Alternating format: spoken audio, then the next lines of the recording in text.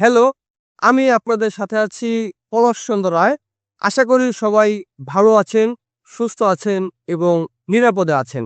আজকে আমরা শুরু করব যে দণ্ডবিধি রয়েছে, সেই দণ্ডবিধির চ্যাপ্টার ২ এবং চ্যাপ্টার ২ এর যে সেকশন 6 রয়েছে এবং ধারা ৬ রয়েছে, সেই ধারা ৬টি আমরা আজকে শুরু করব। এই ধারা ৬ তে বলা হয়েছে যে বিধির সংজ্ঞাসমূহের অর্থ ব্যতিক্রম সাপেক্ষে হবে।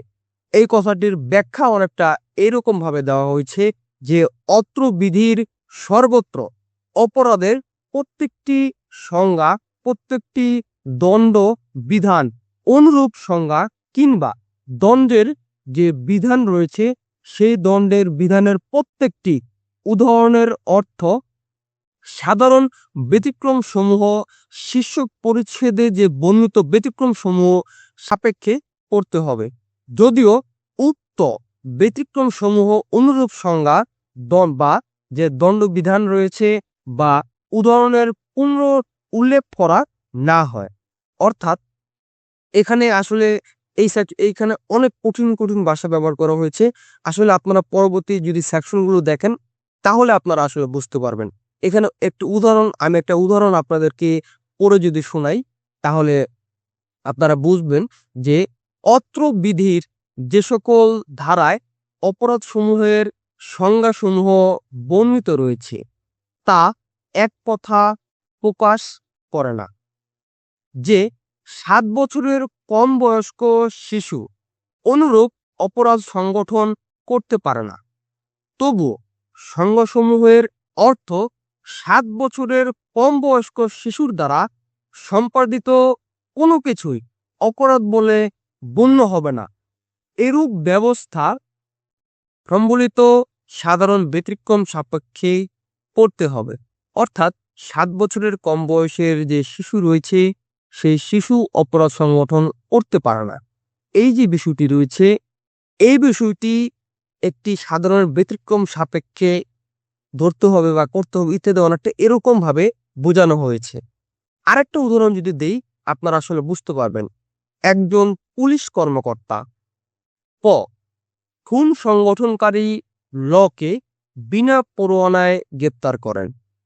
অর্থাৎ একজন পুলিশ অফিসার যদি আপনি হন এবং একজন ব্যক্তি খুন করেছে সে যদি আমি হই, আমাকে বিনা পরোয়ানায় আপনি গ্রেপ্তার করেন এবং এই ক্ষেত্রে ক অবৈধ আটকের অপরাধে দোষী হবে না।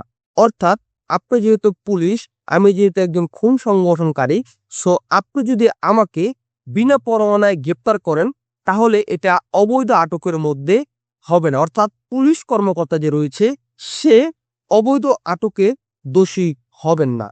কারণ আমাকে যে আপনি গ্রেপ্তার করেন, অর্থাৎ বইয়ের উদাহরণে যে ল এক্স ওয়াই জেড যেটাই হোক না কেন, আমাকে যে গ্রেপ্তার করেন সে গ্রেপ্তার করার জন্য তিনি অর্থাৎ ওই যে আপনি পুলিশ কর্মকর্তা আপনি আইনত বাধ্য ছিলেন এবং এই কারণে কোনো কিছু সম্পাদনের জন্য আইনত বাধ্য এরূপ কোনো ব্যক্তি কর্তৃক সংগঠিত কোনো কিছু অপরাধ বলে বিবেচিত হবে না। এরূপ ব্যবস্থা সম্বলিত সাধারণ ব্যতিক্রম যে রয়েছে অর্থাৎ ব্যতিক্রম যেটা সাধারণ নয় তার আওতায় আসবে, অর্থাৎ ব্যতিক্রমের মধ্যে পড়বে। তার মানে এই আইনে কিন্তু এটাও বলা নাই যে তার মানে পুলিশ আপনাকে ইচ্ছাকৃতভাবে যে কোনো একটা বিষয়ে তুচ্ছ বিষয়ে আপনাকে আটক রাখতে পারবে, এটাও কিন্তু এই আইনে বলা নেই। আপনারা এগুলো আস্তে আস্তে দেখতে পারবেন এবং এই যে সেকশন ৬টি আমি বললাম এখানে আপনাদের মনে অনেক প্রশ্ন জেগেছে, সেটা আমি আসলে জানি, কিন্তু আমি আস্তে আস্তে যখন সামনের ভিডিওগুলোতে যাব আপনারা আসলে বুঝতে পারবেন যে এখানে কোন ব্যতিক্রমের কথা বলা হয়েছে।